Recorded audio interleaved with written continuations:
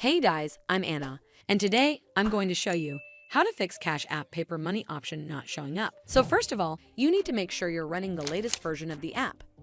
Once updated, open up Cash App on your device, and then tap on this profile icon in the top right corner. From here, you need to scroll down and tap on Support.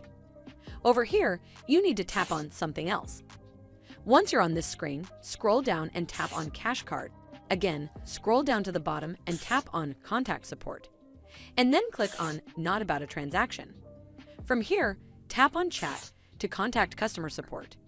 Now briefly explain your whole situation to the Cash App representative. Hopefully, the Cash App representative will help you resolve this issue, and if they did, make sure you give it a thumbs up to see more videos like this, and don't forget to hit that subscribe button. We'll see you in the next one.